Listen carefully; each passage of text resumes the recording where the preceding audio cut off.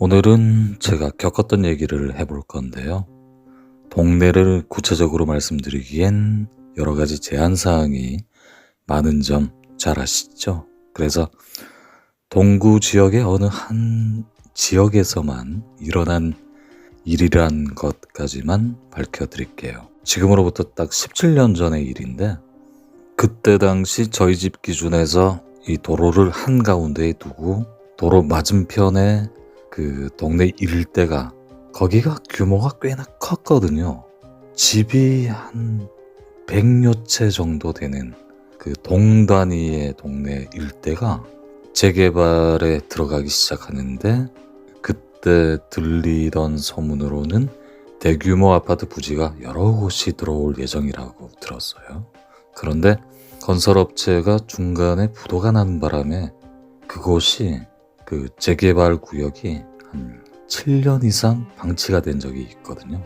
그러니까 그 거대한 마을 전체 지역이 폐가들로 방치가 된 적이 있는데, 그때 그곳 일대가 빈집들이 정말 많고 우범지대가 되다 보니까 사건 사고들이 정말 끊임이 없었습니다. 자주 경찰들이 들락날락하는 모습을 볼 수가 있었죠. 그리고 또한 많은 괴소문들이 떠돌았는데, 무슨 그 귀신 울음소리를 들었다든지 아니면 귀신을 봤다는 목격담이 끊이질 않았죠. 그러니까 재개발 지역이 몇 년 동안 빈집들로 방치되다 보니까 점점 더 흉흉한 소문들이 많이 떠돌고 있었던 때였는데, 저도 출퇴근하면서 그 재개발 지역을 항상 지나치고는 했는데, 왜냐하면 그 길로 가야 이렇게 이제 지름길이니까. 근데 이게 퇴근 시간이 일찍 끝나고 그곳을 지나칠 때면 그닥 무섭거나 좀 이상한 느낌이 없고 별일이 없었는데, 왜냐하면 그 시각에는 사람들이 좀, 그나마 좀 지나가는 사람들이 간간히 있었기 때문에 아무렇지도 않았는데, 제가 어쩌다가 잔업을 늦게까지 하거나 아니면 회식이 있어가지고 술 마시고 늦은 시간에 그곳을 지나칠 때면은 그곳에서 이상한 기현상이 일어났던 기억이 있습니다. 그 빈 공터, 빈집들로 이루어진 재개발 구역에 분명 사람이 안 사는데도 지나갈 때마다 이상한 그 아기 울음소리나, 분명 그 고양이 소리는 아니었거든요. 그런 소리도 들렸고, 또 어쩔 때는 할아버지 할머니가 서로 막 속삭이는 듯한 그런 소리가 들리기도 했었고, 또 어떤 날에는 성인 여성의 흐느끼는 울음소리가 막 들렸었죠. 말 그대로 그곳 재개발 구역이 제게는 공포의 구역이 되어버린 건데, 비단 저뿐만의 느낌이 아니라 여러 사람들이 그런 느낌을 받았을 건데, 어느 한날은 제가 이제 회사 회식이 있어가지고 저녁 늦게까지 이제 술을 마시다가 그 재개발 구역을 지나치게 되는데, 솔직히 늦은 시간이면 이곳을 지나치기가 상당히 두려운 곳이거든요.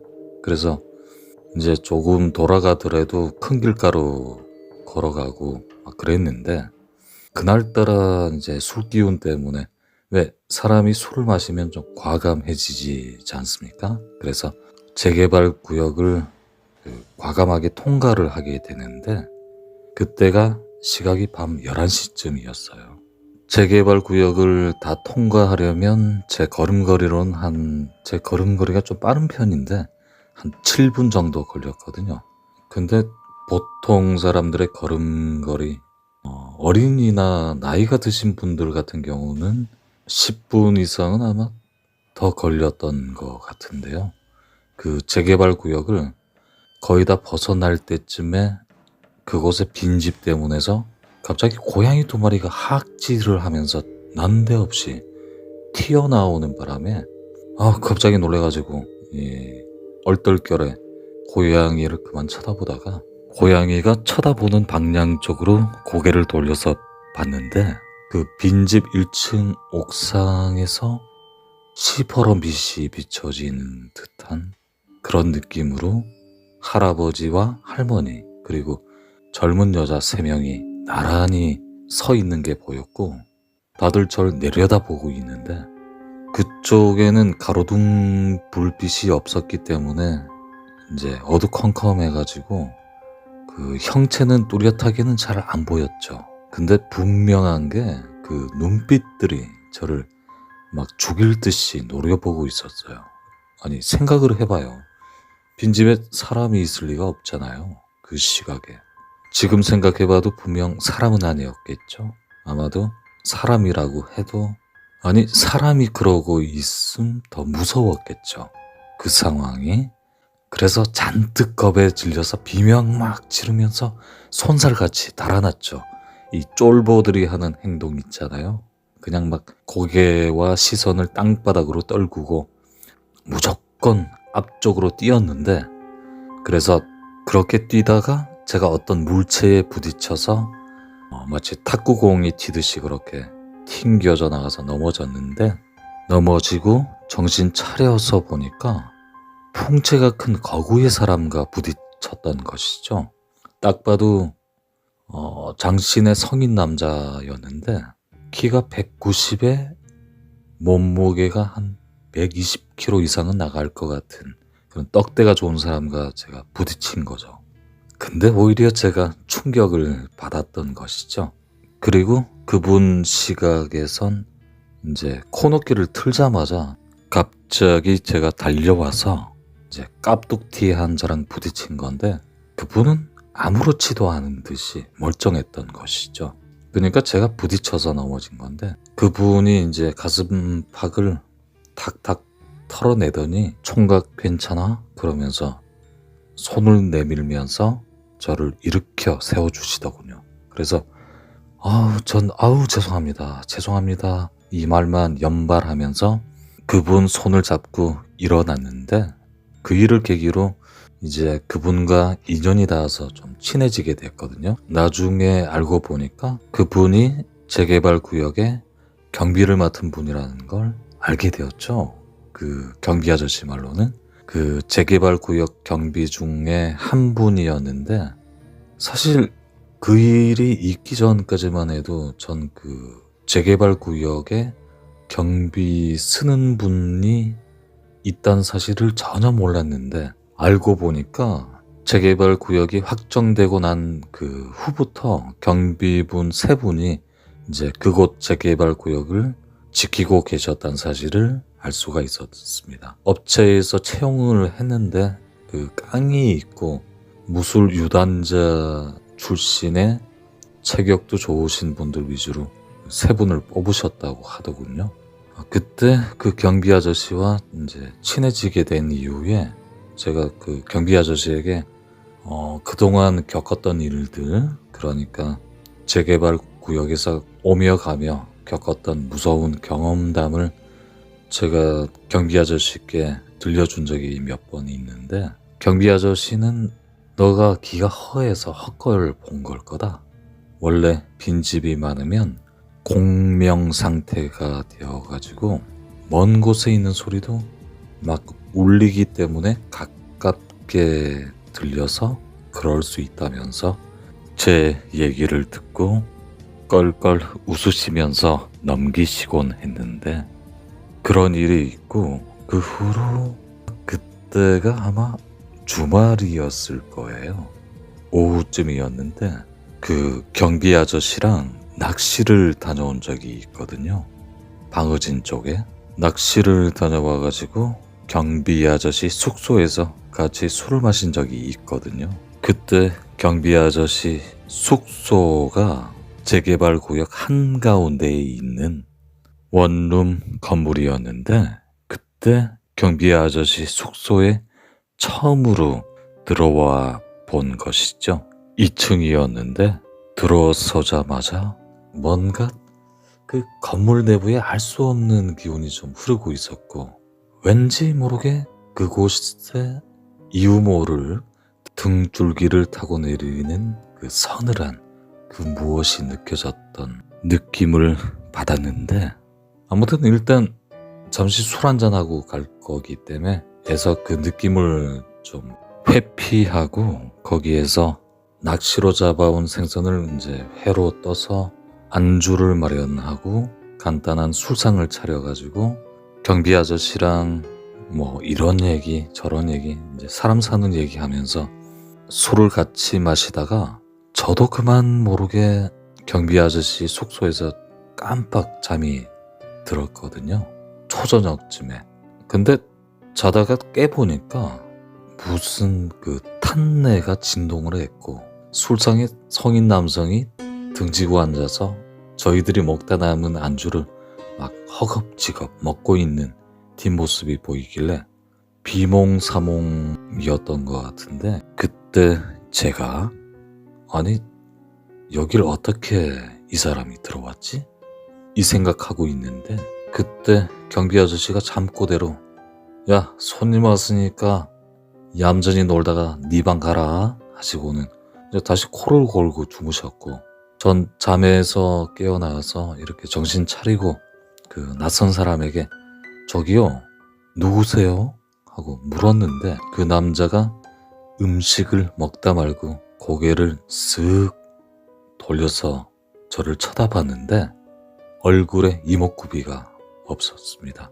시커먼 얼굴 형태만 보였는데 그때 그만 놀래가지고 막 으악 하고 비명을 막 질러댔는데 그 순간 성인 남자는 싹 하고 사라졌습니다. 제 비명 소리를 듣고 자다 깬 경비 아저씨가 야, 뭔 일이냐? 무슨 일이냐? 하고 제게 물어봤고 제가 이제 방금 전에 아니 좀 전에 남자 정체가 뭐예요? 하고 물어보니까 경비 아저씨가 무슨 남자? 뭐 그러면서 자기가 잠꼬대한 걸 전혀 기억을 못 하시더군요. 그래갖고 방금 전에 시커먼 얼굴을 하고 이목구비가 없는 성인 남성이 우리가 먹다 남은 안주를 막 허겁지겁 먹고 사라졌다고 하니까 그제서야 경비 아저씨가 눈이 휘둥그레져가지고 놀란 표정으로 야 너도 그게 보여? 라고 하시는 거예요. 그래서 네 분명히 제가 봤어요 하니까 경비 아저씨가 그제서야 실토를 하셨는데 그 남자는 이곳의 지방령이라면서 원룸이 화재가 난 적이 있대요. 그때 타서 죽은 홀령인데 그냥 같이 산다고 그리고 가끔 대화도 나눈다고 그러시더군요. 그런 황당한 대답을 하시던데 그래서 제가 안 무서워요? 하고 물어보니까 경비 아저씨가 사실 나도 영안이 트인 사람인데 기가 굉장히 센 편이고 워낙 그런 걸 많이 봐서 이제 뭐 면역이 돼가지고 안 무섭다고 하시는 거예요. 그러면서 내가 업체에서 이 지역을 배치받은 이유도 빈집을 돌아다니면서 이 원기가 있는 집이 있나 없나 체크하기 위한 이유도 있다고 말씀하시더군요.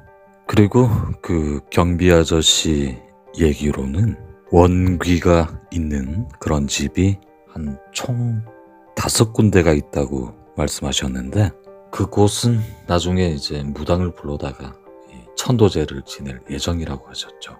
그리고 시간이 흘러가지고 아파트 공사가 착수될 즈음에 실제로 그 집들을 이렇게 이제 구술하기 시작했거든요. 그리고 그 장소에 결국은 대형 아파트 단지 여러 채가 들어서게 됩니다.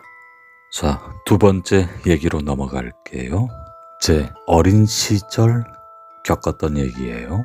지금 생각을 해보니까 확실히 성인이 된 그 이후보다 어린 시절 영가를 더 많이 접했던 것 같거든요. 그것도 더 뚜렷하게 봤던 기억이 있는데 제 유년 시절에 부산에 살다가 아버님 직장 문제로 울산으로 이사를 오게 되거든요. 그때 당시에 울산은 사실 그 동구 지역의 중공업하고 중구나 남구의 몇몇 시가지 빼고는 사실 거의 다 이 뻘이나 그 논이나 밭이 많았던 시기였었죠.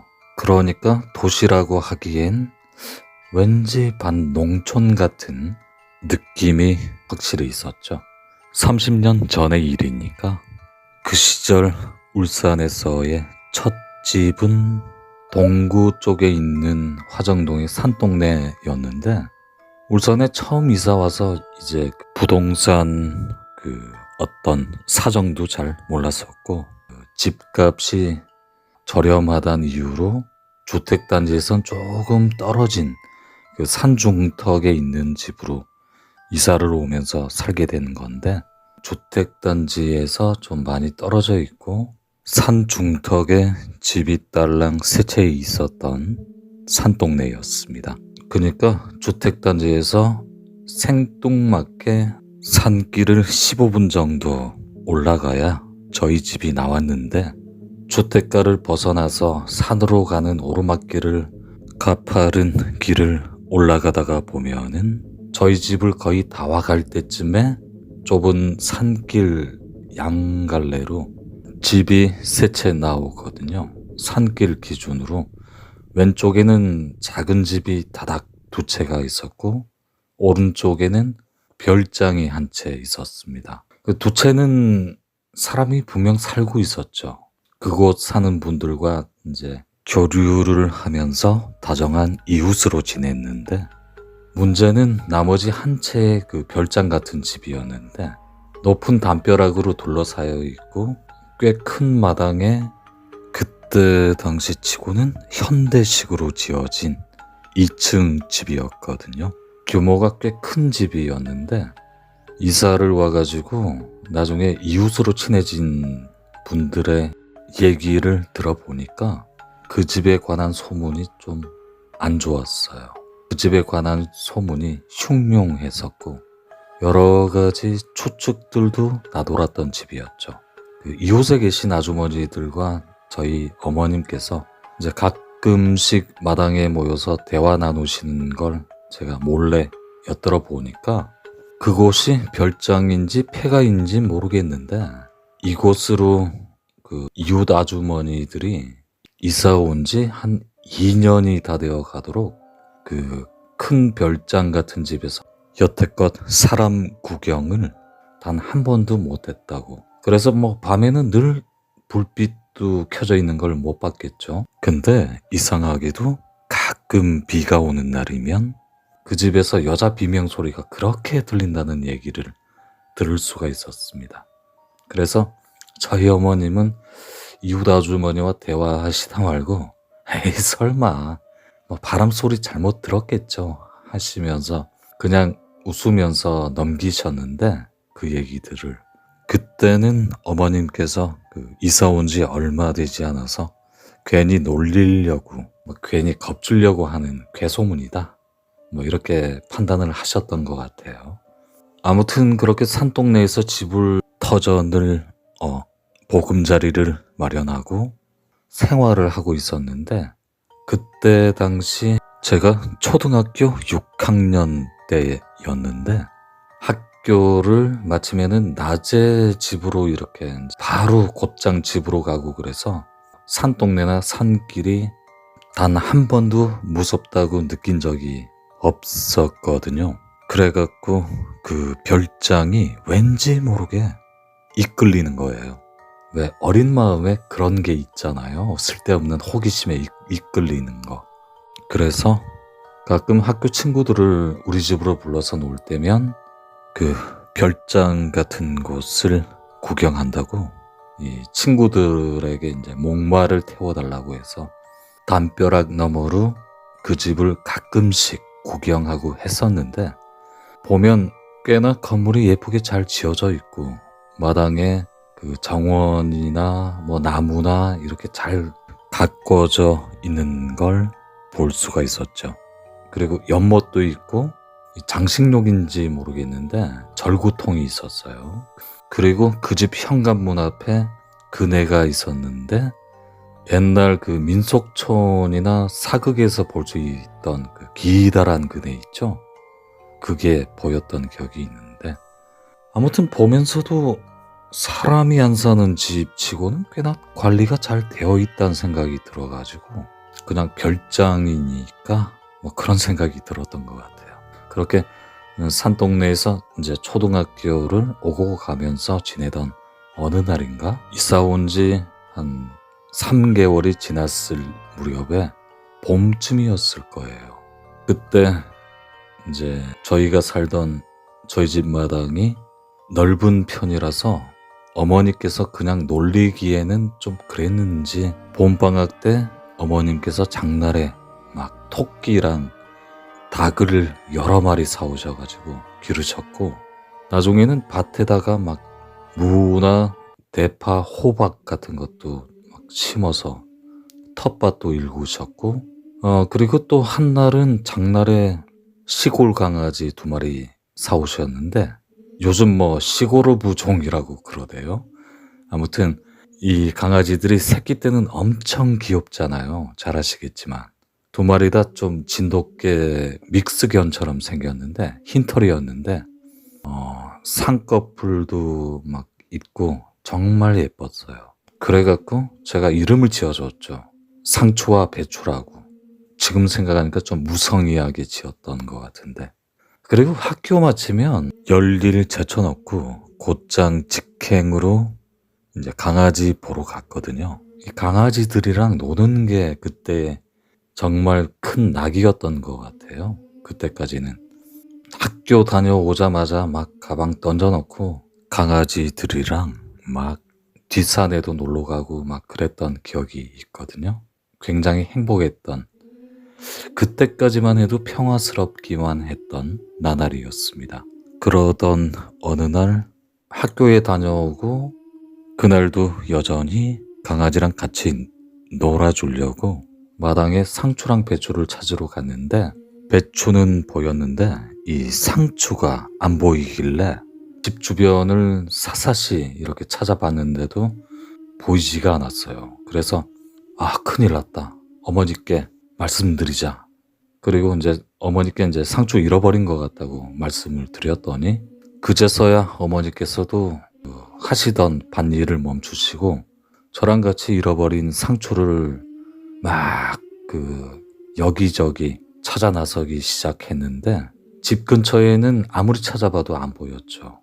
그때 강아지를 마당에다가 계집을 짓고 이제 풀어놓고 키웠는데, 집 주변을 제 아무리 샅샅이 찾아봐도 결국 상추는 보이질 않았어요. 그래서 뒷동네 야산도 막 올라가 보고, 또 주택가 쪽으로도 막 그렇게 찾아보고, 몇 시간 동안 아무리 찾아 헤매어 봐도 상추는 못 찾았습니다. 그래갖고 이제 큰일 났다, 누가 잡아가는 게 아닐까. 막 저는 울고불고 난리도 아니었고, 어머니께서는 걱정을 하셨고 그랬는데, 그날 저녁이 되니까 집마당에서 우리 집 대문을 두드리는 소리가 들려서 나가보니까 이웃집 아저씨가 상추를 안고 저희 집으로 오시더군요. 그때 어찌나 기쁘던지 막 흙투성이가 된 상추를 얼싸안고 기쁨의 재회를 만끽했고,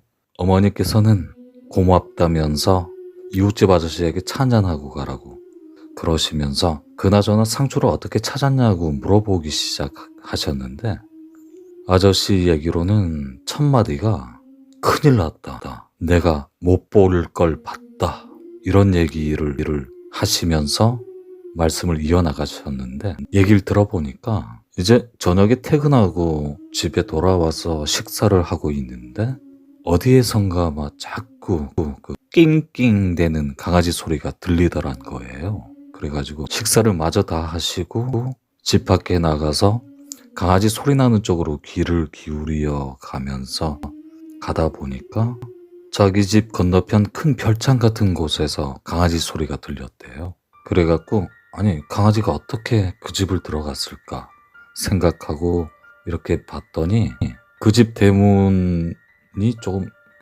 바닥에서 조금 올라와 있거든요. 그 조그만 틈새가 있어서 그리로 들어갔겠지 생각하고 이제 들어가려고 대문을 좀 힘껏 힘줘서 당겨봤대요. 그랬더니 그 대문에 어떤 자물쇠가 낡아가지고 철푸덕하고 부러지면서 문이 열렸답니다.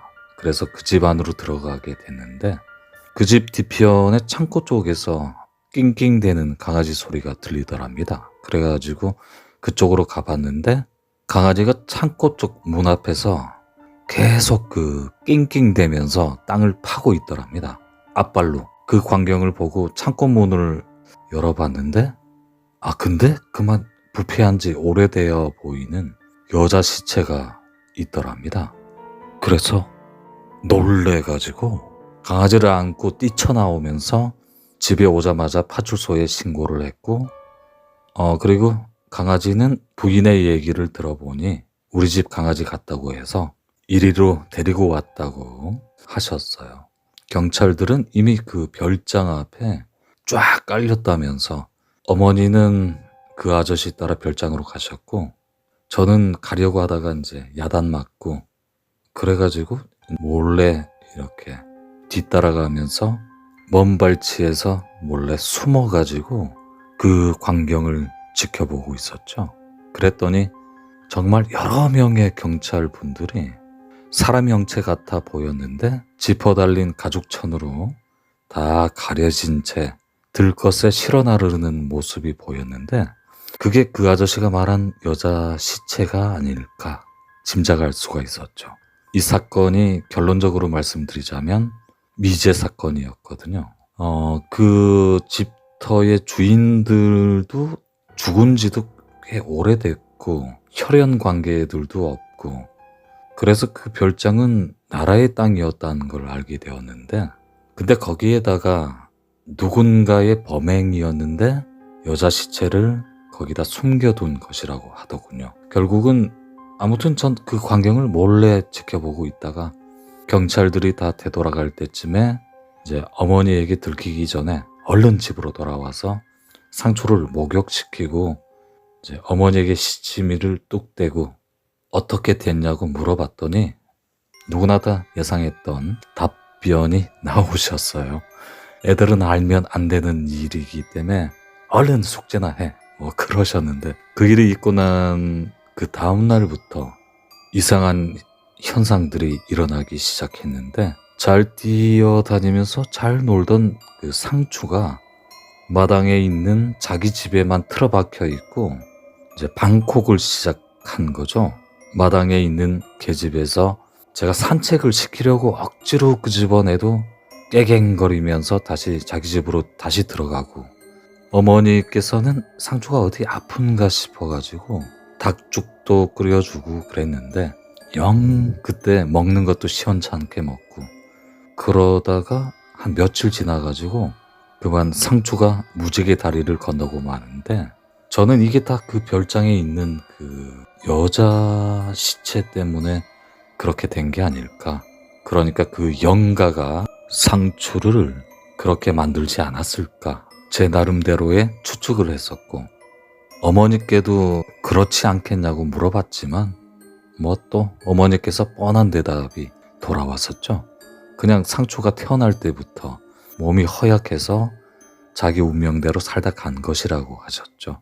전 그 다음 날에 학교에 가서 친하게 지내던 반 친구 몇 명에게 그동안 별장에서 일어나는 일들과 그리고 또 기르던 상추가 죽었다는 얘기를 들려주었는데 반 친구 한 명이 야 그럼 당장 오늘 그 별장에 다 같이 한번 가보자고 얘기를 했었고 나머지 친구들도 그래 그러자 하고 초등학교 6학년 때라서 한참 뭣도 모르고 호기심에 이끌릴 나이잖아요. 그래가지고 이제 수업 마치고 반 친구들 3명이랑 그 별장에 가게 되었는데 별장에는 폴리스 라인이 쳐져 있었지만 못 들어가게 만들어져 있지만 꼬맹이들이 들어갈 틈새가 많았죠. 초등학교 6학년 꼬맹이들이 애들이 좀 용감하지 않습니까? 그래서 들어갔는데 친구들이랑 별장을 쭉 한 바퀴 돌아보고 있는데 그때 별다른 건 없었고 그냥 문이 다 닫혀져 있는 일반 별장이었죠. 그래가지고 조금 돌아다니다가 에이, 시시하네 하고 다들 야 그만 가자 하고 별장 밖을 나가려는데 갑자기 마당에서 인기척이 느껴져가지고 저희 꼬맹이들은 일단 창고 쪽으로 막 뛰어가면서 창고에다 몸을 숨겼는데 창고 안에서 숨을 죽인 채로 창고의 그 좁은 문 틈새를 통해서 바깥을 쳐다보고 있었는데 별장 대문을 통해서 어떤 성인 남자가 별장 안으로 터벅터벅 걸어오면서 미친 사람처럼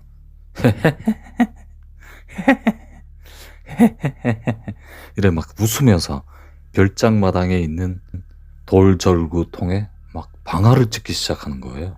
저희들은 그 기괴한 모습을 숨을 딱 죽이면서 보고 있었는데, 근데 자세히 보니까 그 방아를 찍던 성인 남자가 며칠 전 상추를 찾아준 이웃집 아저씨였던 거죠. 그래서 제 머릿속이 혼란스러웠는데 기괴한 모습에 또 겁도 많이 났었죠. 그렇게 1시간쯤 웃으면서 방아를 찍다가 별장 밖을 나가시길래 그제서야 우리는 이제 깊은 숨을 몰아쉬면서 황급하게 저희들은 별장 밖을 나왔는데, 그때 한 친구가 돌아다니면서 이상한 여자 소리를 들었다고 하는 거예요. 그래서 나머지 친구들은 못 들었으니까 너가 잘못 들은 거다 하고 그냥 넘겨버렸죠, 그 얘기를. 그리고 그 다음날 별장에 다녀온 친구들이 이제 별장에 한 번 더 가보기로 얘기가 됐는데, 그 시절 사실 뭐 마땅히 애들이 놀 거리가 많이 없던 시절이라서 그래서 그 우리들만의 아지트가 필요했던 거죠. 그래갖고 학교 6교시 마치고 오후에 다시 그 별장을 찾아갔는데, 찾아가서 마당에서 막 놀고 있었죠. 그때 막 술래잡기도 하고 숨바꼭질 놀이도 하고 막 실컷 놀고 있었는데, 숨바꼭질 놀이 할 때 저는 마당 정원 조경 쪽에 빽곡히 있는 나무 뒤에 정원 쪽에 숨어 있었거든요. 그런데 갑자기 감나무가 휘청휘청 하는 거예요. 이게 그 바람이 불어서 살랑살랑 움직이는 그 수준이 아니라 바람은 전혀 불지 않았는데 마치 누군가가 그 완력으로 감나무를 잡고 뒤흔드는 느낌 있죠?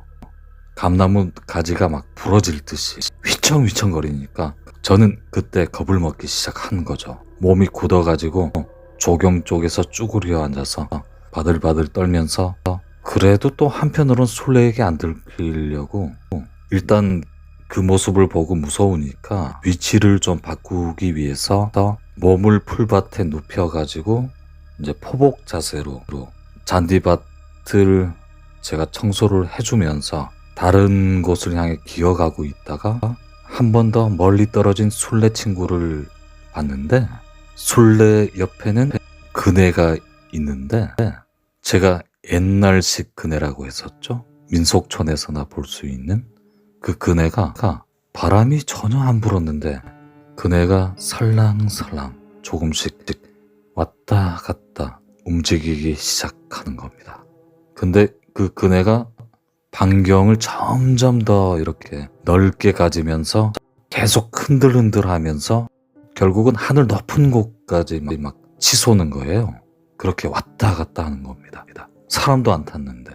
그때 등줄기를 타고 내리는 서늘한 기운을 느끼면서 거의 그 모습 보고 기절할 뻔했는데, 근데 다행히 그 술래인 친구는 그 모습을 못 본 채로 숨은 애들 찾으러 다니기에 바빴죠. 그리고 저는 기어가다가 그만 이제 그거 보고 얼어붙어 가지고 딱개비처럼 그 자리 그대로 있었는데, 그랬는데 제 귓가에 어떤 여성의 음성이 막 들리기 시작했습니다. 그때 네가 왜 여기 우리, 네가 왜 여기 우리, 그때 네가 왜 여기 우리, 그때 네가 왜 여기 우리, 네가 왜 여기 우리. 그 소리가 들리길래 이제 소름이 돋아가지고 정원에 벌떡 일어나서 비명 지르면서 으악 하고 저도 모르게 참고 있는 곳으로 필사적으로 도망갔는데, 불이 나게 달아났는데 제가 창고 쪽으로 뛰기 시작하니까 노리고 뭐고 이제 친구들이 영문 모를 겁을 잔뜩 먹고 창고 쪽으로 다들 막 뛰어서 들어오더군요.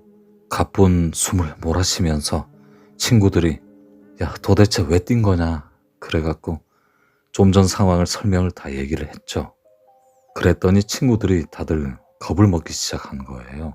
그 친구들이 학교 다닐 때 이제 제가 무서운 얘기를 해주면 꽤나 진지하게 듣고 했던 친구들이라서, 근데 그 어제 별장에서 소리를 들었다는 친구와 제가 들었던 여자의 어떤 그 소리를 얘기를 맞춰봤더니, 너 어제 들었던 여자 소리가 그때 네가 왜 여기 우리 뭐 이러지 않았냐 이렇게 물어보니까 그래 그랬다면서 그 친구도 그랬다고. 그래서 그때부터 분위기가 완전 싸해진 거죠. 친구들은 그때 완전히 얼어붙기 시작했는데, 이때 극한의 공포를 느끼고 별장을 탈출하려고 했는데, 근데 또 이웃집 아저씨가 난데없이 또 별장 안으로 들어와서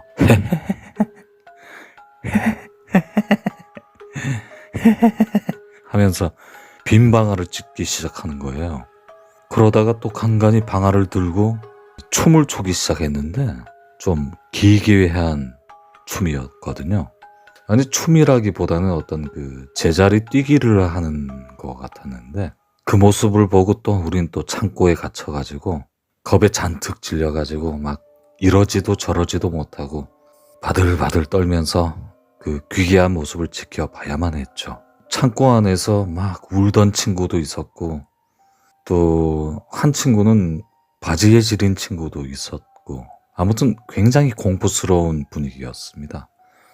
근데 그렇게 한 40분쯤이나 그 창고 안에 갇혀가지고 그 아저씨 때문에 나가지도 못하고 그렇게 있었는데, 근데 그 별장 대문 쪽이 갑자기 요란해지더니 그 아저씨 부인인 아주머니 모습이 보였고, 또 그 뒤를 따라서 무복을 입은 무당이 보이는 거예요. 그리고 그 뒤를 따라서 여러 사람들이 보였는데, 그때 저희 어머니도 보였고요. 또 다른 이웃집 아저씨, 이웃집 아주머니, 막 여러 사람들이 보였죠. 그래서 창고에 막 숨죽이고 또 다시 지켜보고 있는데, 무복을 입은 무당이 무구를 막 흔들면서 별장의 이곳저곳을 막 돌아다니다가 결국은 창고 쪽 앞에 딱 서서 걸음을 멈추더니, 야, 니네들 어서 거기서 나와 하시길래, 이제 그때서야 이제 막 놀래가지고 얼른 나왔죠. 니네들 저기 아저씨 있는 곳에 가서 딱 서 있어. 무당분이 그런 말씀을 하시고는 무당이 창고 앞에 서서 상을 차리고 구판을 벌이셨는데, 그때 체감상 한 3시간 가까이 구판을 벌이셨던 것 같아요. 그리고 워낙 그 산동네가 시끄러워지니까 그 소리를 듣고 또 여러 사람들이 몰려들었는데, 저희는 그때 벌쓰는 기분으로 그 자리에서 그걸 구경을 했었죠. 굿하는 걸. 그러다가 어느 정도 시간이 조금 지나니까 무당이 아저씨와 우리들을 불러가지고 상 앞으로 이렇게 불러내서 무릎 꿇게 하고 비방을 해주셨는데, 막 오방기로 막 때리시고 그 날이 안 쓴 칼로 막 이렇게 무당 특유의 그 제스처 있잖아요. 어깨 쪽, 머리 쪽으로 이렇게 막 춤을 추듯이 휙휙 그 사람 주변에 있는 그 잡기를 물려치는 듯한 그런 제스처를 취하시고 난 뒤에 이제 비방을 다 끝내셨는데, 그때 그 무당에게 원혼기가 실렸는데 20대 젊은 여자였는데 40대 남자 범인이 산길에서 그 젊은 여자에게 그만 몹쓸 짓을 하고 그렇게 해하고 시신을 창고에 그렇게 이제 숨겨 놓았다는 무당분의 얘기를 들을 수가 있었죠. 지금은 그곳이 다 허물어지고 산을 다 깎아가지고 대학교도 들어서고 대규모 아파트 단지 그리고 주택 단지가 들어선 지가 좀 꽤 됐습니다. 이제 강산이 여러 번 바뀔 정도니까. 그래서 감히 제가 지역명을 말씀드릴 수가 있는 건데, 이 얘기가 제가 어린 시절 제가 울산에서는 진장동 다음으로 두 번째 겪었던 영가 체험 이야기입니다. 자, 자, 지금까지 시청해주신 분들 감사 말씀드리겠습니다.